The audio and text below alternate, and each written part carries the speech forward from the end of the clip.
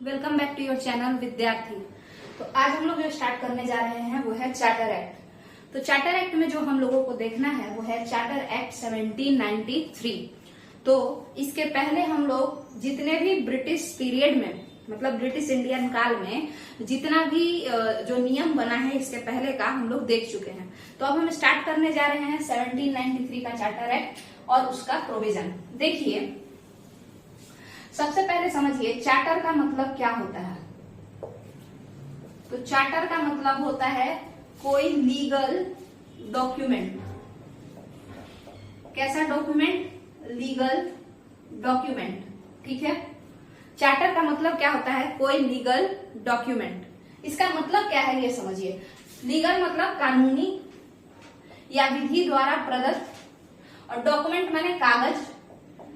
ठीक है, कागज या डेटा कुछ भी कह लीजिए। ठीक है, तो कोई भी चीज कानूनी कब होगा, लीगल कब होगा? जब उसको गवर्नमेंट, जो शासक है, वो उसको अगर कोई कागज बनाए, ऐसा कोई कागज जो शासक बनाए, उसी को हम लीगल कह सकते हैं। हम मान के चलिए, जैसे एग्जाम्पल से समझते हैं, नोट। तो जो नोट है, 10 रुपया का नोट, 20 रुपया का नोट, ये सब होता है। तो हम लोग भी 20 रुपए का नोट बना सकते हैं। आरबीआई भी बना रही है, जो कि गवर्नमेंट के द्वारा जो ऑथराइज्ड है नोट बनाने के लिए। तो हम लोग जब बनाएंगे तो कहेगा नकली नोट, जबकि वो भी कागज से ही बना हुआ है, और उसका वाला लीगल कहलाएगा क्योंकि वो गवर्नमेंट के द्वारा ऑथराइज्ड है। ठीक है, तो इसीलिए तो चार्टर मतलब होता है लीगल डॉक्यूमेंट। ये तो क्लियर है। अब अगर कोई चार्टर एक्ट नाम पढ़ रहा है, इसका मतलब है कि ये जो नियम है, ये जो अधिनियम है, चार्टर अधिनियम, ये कौन बनाया होगा बताइएगा? ब्रिटिश पार्लियामेंट या कोई कंपनी जो कि ब्रिटेन की है, कंपनी ऑफ ब्रिटेन। कौन बनाएगा ऐसा नियम? ब्रिटिश पार्लियामेंट बनाएगा चार्टर लीगल डॉक्यूमेंट वाला नियम, या फिर कोई कंपनी जो ब्रिटेन की है। एग्जाम्पल के लिए ब्रिटिश ईस्ट इंडिया कंपनी। ठीक है, तो यहाँ पे हम लोग क्या देखेंगे कि भाई ब्रिटिश पार्लियामेंट या ब्रिटिश क्राउन भी आप इसको कह सकते हैं। ठीक है, ये लोग बनाएगा ये। ठीक है, तो चार्टर एक्ट का जो पूरा सीरीज है वो किसके द्वारा बना करके भेजा गया है? ब्रिटिश पार्लियामेंट के द्वारा बना करके भेजा गया है। अब चार्टर एक्ट के प्रोविजंस को पढ़ेंगे कि इसके क्या क्या विशेषता है, और उसके बाद हम लोग देखेंगे कि इसका कुछ ऐतिहासिक पक्ष भी हम लोग देखेंगे, हिस्टोरिकल एस्पेक्ट। तो स्टार्ट करते हैं फर्स्ट प्रोविजन से। तो जो पहला प्रोविजन है चार्टर एक्ट का, जो पहला प्रोविजन है चार्टर एक्ट का, उसको हम लोग समझेंगे। पहला जो प्रोविजन है वो कहता है वीटो पावर टू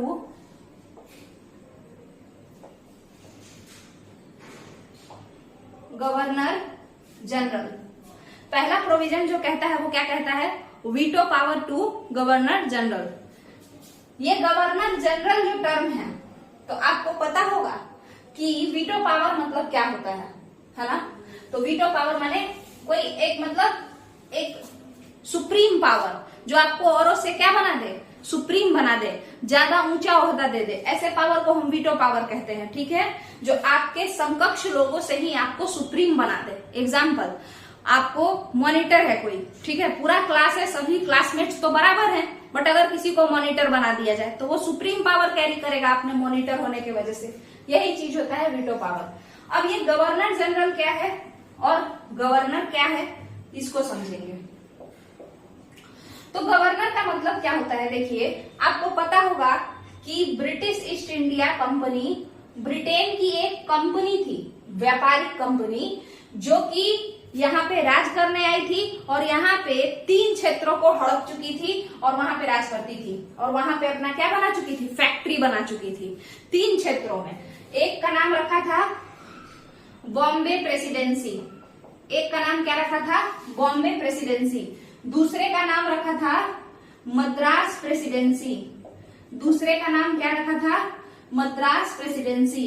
और तीसरे का जो नाम रखा था यहाँ पे, उसका नाम था बंगाल प्रेसिडेंसी।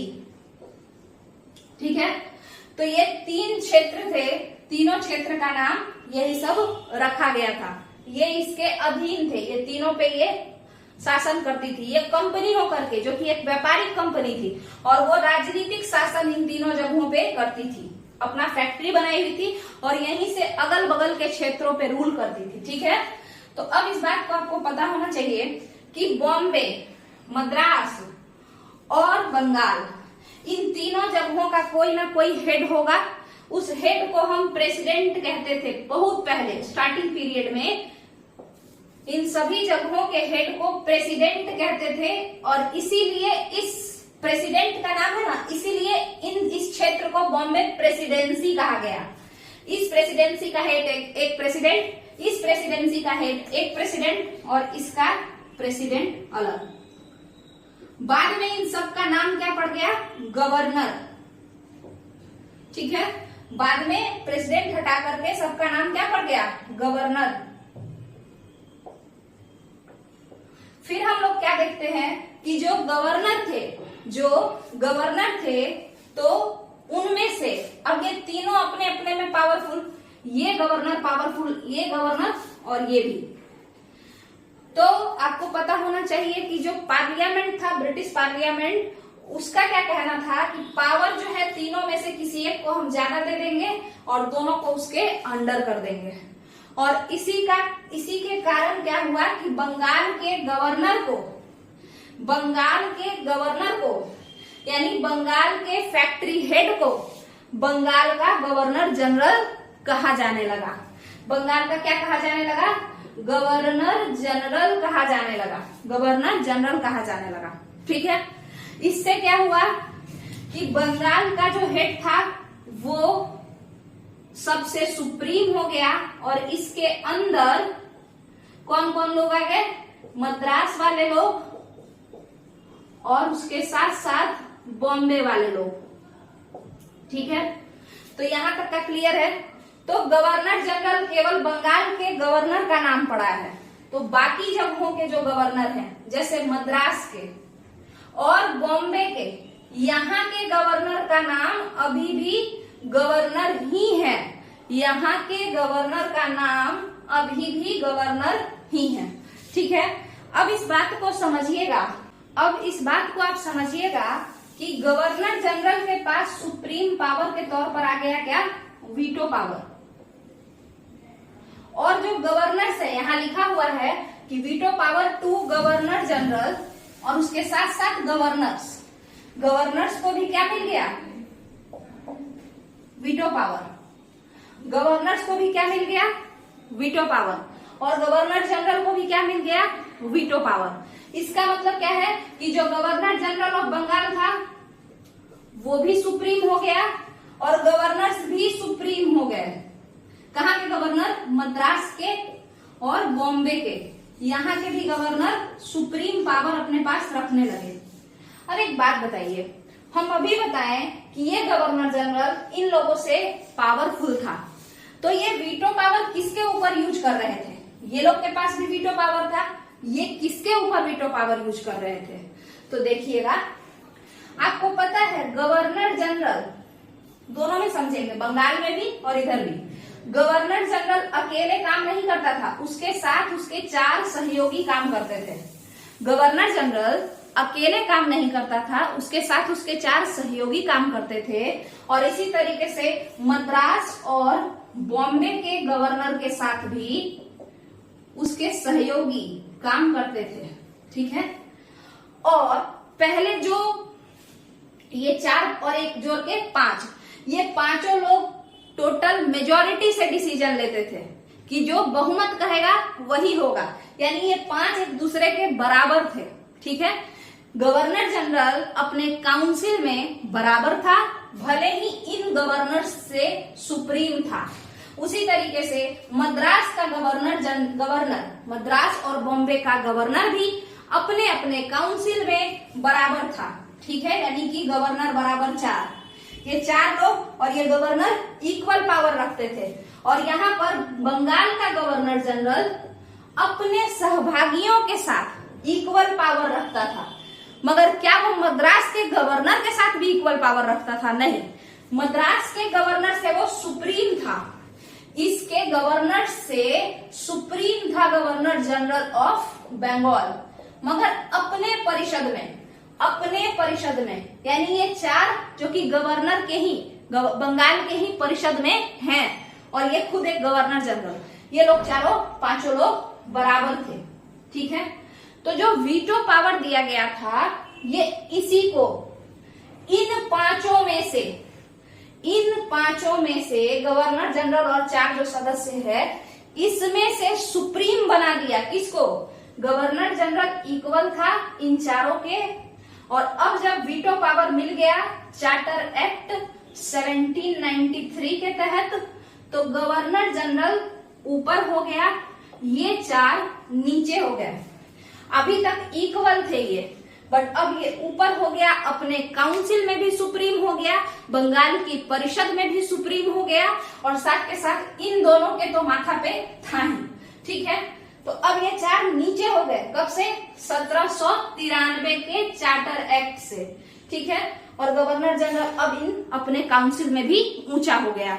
यानी अब अगर वो कोई नियम बनाएगा, जैसे नियम ऐसा कि सभी लोगों को एक टाइप का ही सब्जी खाना है, ठीक है, नियम ऐसा ये अगर बनाएगा कि सबको करेला खाना है, यही मेरा एक फेवरेट एग्जाम्पल है कि सबको करेला खाना है, तो पहले क्या होता कि 5 लोग वोट डालते, और उस 5 में से 3 लोग जो कहता वही बात माना जाता।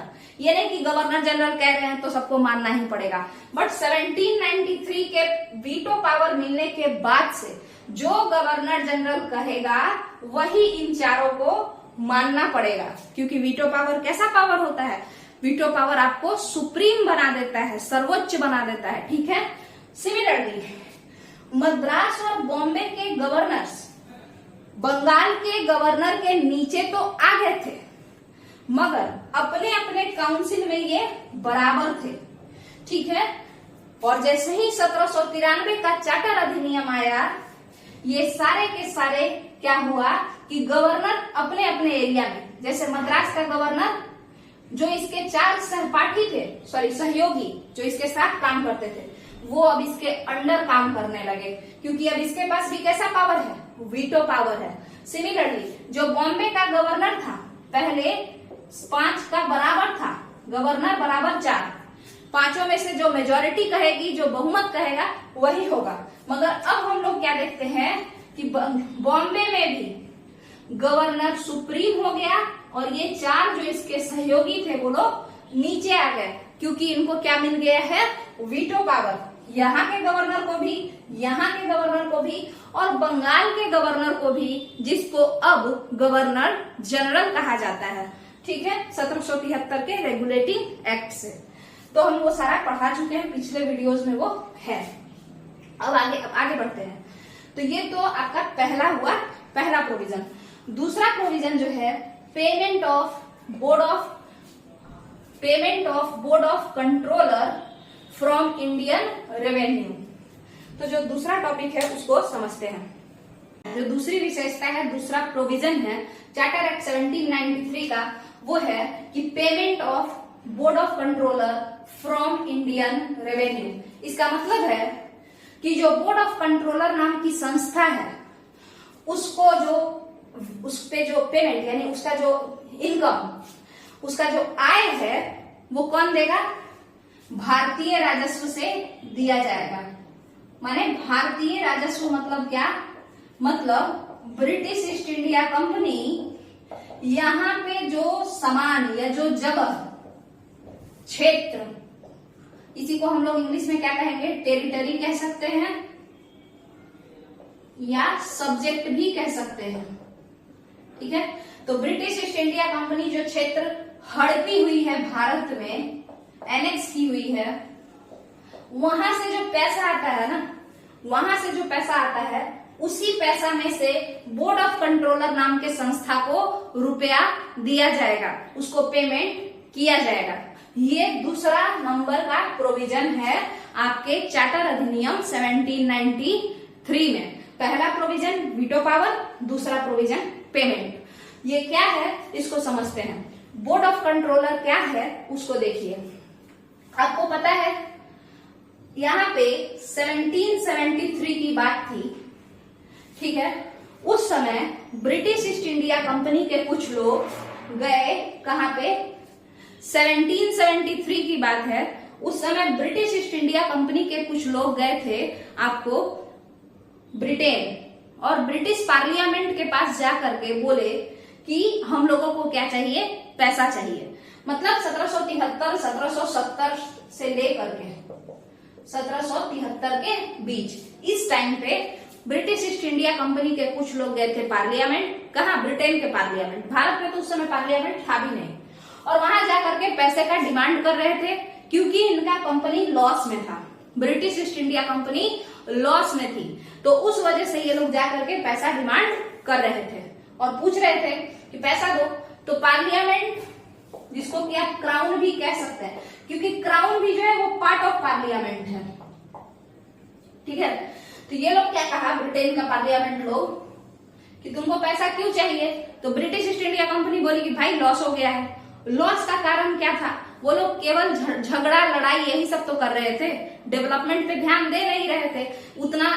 जैसे बंगाल हड़पे, लड़ाई करके बंगाल को हड़प लिए, बट बंगाल का ख्याल नहीं रखे, और बाद में बंगाल से पैसा आता कहां से, क्योंकि जब आप बंगाल का ख्याल नहीं रखे तो वहां पे सूखा पड़ गया। 1770 में भीषण अकाल पड़ा था बंगाल में, मतलब फमाइन, ठीक है, उसी को दुर्भिक्ष भी कहते हैं, ठीक है। तो बहुत ज्यादा सूखा पड़ा था, और बाकी जगहों पे भी मैसूर से झगड़ा किया ये लोग, बाकी जगहों पे झगड़ा किया, कर्नाटिक वॉर यानी फ्रेंच से झगड़ा किया, तो खाली झगड़ा करते रहता था इस पीरियड में, 1765 टू 70 के समय में। और इस कारण से ये लोग गरीब हो गया, मतलब घाटे में जा रहा था ब्रिटिश ईस्ट इंडिया कंपनी। तो ये लोग गया पार्लियामेंट से, बोला लोन चाहिए, ठीक है। पार्लियामेंट बोला कि ठीक है लोन देंगे, बट साथ में क्या करेंगे, तुमको कंट्रोल करेंगे, ठीक है। कंट्रोल कैसे करेगा, पार्लियामेंट कहीं का भी हो वो कंट्रोल करेगी, तो कैसे, नियम बना करके, लॉ बना करके, या एक्ट बना करके। तो वही एक एक्ट बनाया गया पार्लियामेंट के द्वारा, रेगुलेटिंग एक्ट, ठीक है। और रेगुलेटिंग एक्ट में ये 1773 में आया था। ये रेगुलेटिंग एक्ट भारत में ब्रिटेन के company, British east India company को कंट्रोल करने के लिए आया था, और इसके डायरेक्टर को कहा गया, जो कंपनी के जो डायरेक्टर्स थे, एक नहीं थे, बहुत सारे लोग थे, 24 लोग थे, तो इसके डायरेक्टर्स को कहा गया, इसी को, इन्हीं के ग्रुप को हम क्या कहते हैं, कोर्ट ऑफ डायरेक्टर्स। इसके डायरेक्टर्स को कहा गया कि तुम जो भी खर्च करोगे, जो भी कमाओगे, यानी रेवेन्यू, उसके अलावा कहीं अगर जो झगड़ा करोगे, मिलिट्री, व्यापार कुछ बढ़ाओगे, यानी कुछ भी करोगे, डायरेक्टर लोग, कंपनी के डायरेक्टर लोग, तुम कुछ भी करोगे, आकर के पार्लियामेंट को जरूर बताओगे, ठीक है। मगर ये लोग पूरा बात सही सही जा करके नहीं बताते थे, और ये कारण क्या हुआ इसके वजह से, तो इसके वजह से ये कारण हुआ कि पार्लियामेंट ने अपने कुछ सांसद को यहाँ भेजा, ठीक है। अब चूंकि ये सांसद जो थे, ये एमपी जो थे, ये किसके एमपी थे, ब्रिटेन के एमपी थे, ठीक है। बट ये आए कहाँ, भारत, किसके लिए, ब्रिटिश ईस्ट इंडिया कंपनी को कंट्रोल करने के लिए। किसके लिए आए थे ये, ब्रिटिश ईस्ट इंडिया कंपनी को कंट्रोल करने के लिए आए थे। कौन, ये सांसद लोग ब्रिटेन के, ठीक है। इसीलिए इनका नाम क्या पड़ गया यहाँ पे, बोर्ड ऑफ कंट्रोलर। इन लोगों को यहाँ पे एमपी नहीं कह के कंट्रोलर्स कहा जाता था। क्या कहा जाता था, कंट्रोलर्स कहा जाता था। इन लोगों को यहाँ पे एमपी नहीं कह के कंट्रोलर्स कहा जाता था, और इसीलिए इस पूरे संस्था या इनके ग्रुप को क्या कहा गया, बोर्ड ऑफ कंट्रोलर, और यही है वो बोर्ड ऑफ कंट्रोलर। अब बताइए, यहां समझिएगा, ये सांसद भले ही ब्रिटेन के हैं, मगर अभी ये काम किसके लिए कर रहे हैं, ब्रिटिश ईस्ट इंडिया कंपनी का सारा काम देख रहे हैं। मतलब पहला जब रेगुलेटिंग एक्ट आया था तो उसमें कहा गया था कंपनी के डायरेक्टर को कि तुम सारा मैटर, चाहे वो पैसा का मैटर हो, झगड़ा का मैटर हो, कुछ भी हो, सब पार्लियामेंट को बताओगे। डायरेक्टर सब नहीं बताया, तो उसी के लिए ना एमपी सब यहाँ पे आया कि हम लोग आकर के यहाँ पे सारा मैटर देखेंगे और सब बताएंगे, किसको, पार्लियामेंट को। तो जब ये लोग 1784 में यहाँ आए और यहाँ पे 1784 से काम करने लगे, इस कंपनी का सारा देखभाल करने लगे, तब 1793 में एक नियम आया, यही चार्टर अधिनियम, और वो कहा कि ब्रिटेन के वे सारे एमपी, ब्रिटेन के वे सारे मेंबर ऑफ पार्लियामेंट जो कि कहाँ काम करते हैं, भारत में काम करते हैं, किसके लिए, ब्रिटिश ईस्ट इंडिया कंपनी को कंट्रोल करने के लिए, और जिन्हें बोर्ड ऑफ कंट्रोलर के नाम से जाना जाता है, मतलब जिनके ग्रुप को बोर्ड ऑफ कंट्रोलर के नाम से जाना जाता है, अब उनका पेमेंट ब्रिटिश पार्लियामेंट नहीं देगी बल्कि ब्रिटिश ईस्ट इंडिया कंपनी देगी। और कहाँ के पैसे से, भारत से जो रुपया वो टैक्स के रूप में वसूल रही है और भारत में जो वो कमा रही है, तो उसके बदले ही वहीं से वो रुपया ये कंपनी इन लोगों को देगी, बोर्ड ऑफ कंट्रोलर को देगी। यानी बोर्ड ऑफ कंट्रोलर तो ग्रुप का नाम है, इसके मेंबर्स को, जो कंट्रोलर लोग हैं, उनको देगी। यहां तक का क्लियर है अगर आपका, तो फिर बताइए। अगर ये क्लियर है तो फिर आगे देखते हैं तीसरा प्रोविजन। अगर ये क्लियर है तो फिर आगे देखते हैं तीसरा प्रोविजन। तीसरा प्रोविजन जो है वो व्यापारिक एकाधिकार की बात करता है, जिसको इंग्लिश में हम लोग ट्रेड मोनोपोली भी कहते हैं। ठीक है, आपको पता है कि सन 1600 में 1600 ईस्वी में एलिजाबेथ नाम की एक क्वीन हुआ करती थी।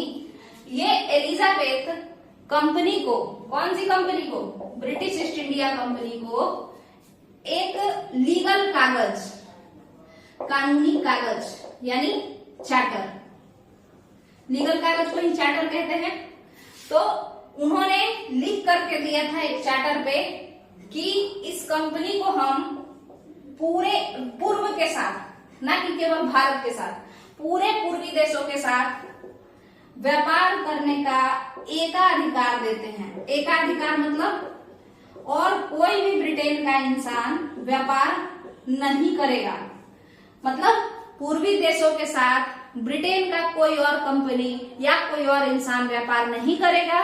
कौन करेगा, केवल और केवल कंपनी जो ये है यही करेगी। क्यों, क्योंकि ये बात क्वीन खुद से लिख करके दी थी। ठीक है, 1600 में। मगर जब 1784 में वो एमपी लोग जो कि ब्रिटिश ईस्ट इंडिया कंपनी को कंट्रोल करने आए थे, वो जब यहाँ आए और जब उन्होंने देखा कि एकलौती ये कंपनी काफी मुनाफा कमा रही है, तो इससे ब्रिटेन को अच्छा खासा टैक्स मिलता होगा, तो क्यों ना और भी ब्रिटेन के लोग आए और यहाँ पे व्यापार करें। केवल और केवल एक ही कंपनी के पास व्यापार करने का अधिकार क्यों रहे, और भी लोग आए और भी लोग व्यापार करें। इससे क्या होगा, ब्रिटिश पार्लियामेंट को टैक्स ज्यादा मिलेगा। ठीक है, जितना ज्यादा लोग व्यापार करेंगे उतना ज्यादा टैक्स मिलेगा। ठीक है, और इसी कारण से यहाँ पे दो लोगों के बीच में अब क्या होगा, वाद विवाद होना शुरू होगा, डिबेट एंड डिस्कशन। किसके किसके बीच में, कंपनी और पार्लियामेंट के बीच में। कंपनी क्या कहेगी, मेरा एकाधिकार जो है ट्रेड मोनोपोली का, उसको छोड़ दो। पार्लियामेंट क्या कहेगा, कहेगा कि भाई एकाधिकार जो है खाली तुम ही व्यापार करो, ये ठीक नहीं है, इसको खत्म करते हैं। कंपनी पूछी पार्लियामेंट से कि क्यों खत्म करना चाहते हो। पार्लियामेंट बताता है कि अगर तुम अकेले वहां पे व्यापार कर रहे हो तो हमको बस तुम ही टैक्स दे रहे हो।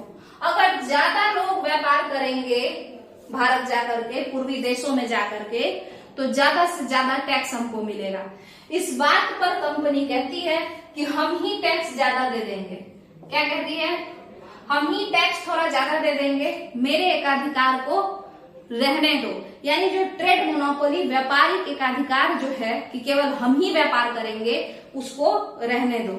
ठीक है, अब एक बात समझिए, एलिजाबेथ केवल इंग्लैंड के लोगों को रोक सकती थी, पुर्तगाल के, स्पेन के लोगों को नहीं रोक सकती थी, क्योंकि वो केवल और केवल इंग्लैंड की क्वीन थी, ना कि सारा यूरोप की क्वीन थी। ठीक है, तो बाकी व्यापारी तो आते थे, पुर्तगाली आते थे, डेनिश आते थे, मगर ब्रिटेन से केवल एक ही कंपनी और उसके लोग आते थे, ये वाली कंपनी। ठीक है, और तब ये बात तय हुआ कि अगर तुम टैक्स ज्यादा दोगे तो इस चार्टर अधिनियम के तहत कहा गया कि तुम्हारा एकाधिकार, 1793 के चार्टर अधिनियम के तहत कहा गया कि तुम्हारा अधिकार हम 20 साल के लिए बढ़ा देते हैं। कितने साल के लिए?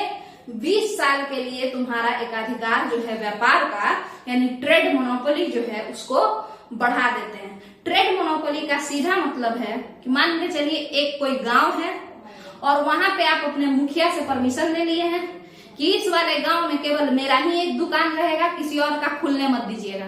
ठीक है, यही होता है व्यापारिक एकाधिकार। तो ये हो गया आपका 20 साल के लिए बढ़ा दिया गया। तो तीसरा प्रोविजन इसका क्या है? Trade monopoly. यही ट्रेड मोनोपोली को 20 साल के लिए बढ़ा दिया गया। उसके बाद आप लोग देखेंगे 1813 में इसको कम किया गया और 1833 में खत्म कर दिया गया। वो सब हम लोग नेक्स्ट वीडियो में देखेंगे, जब हम लोग 1813 और 1833 को पढ़ेंगे। तो यहाँ पे अगर यहीं पे आपका चार्टर एक्ट 1793 खत्म होता है। वीडियो पसंद आए तो वीडियो को लाइक करके चैनल को सब्सक्राइब कीजिए। चलिए, थैंक यू। हाँ, अगर कुछ समझ में नहीं आया इसमें तो आप नीचे कमेंट में पूछ सकते हैं, हम उसका अलग से वीडियो बना करके या कमेंट में ही रिप्लाई दे करके समझा देंगे। चलिए, धन्यवाद।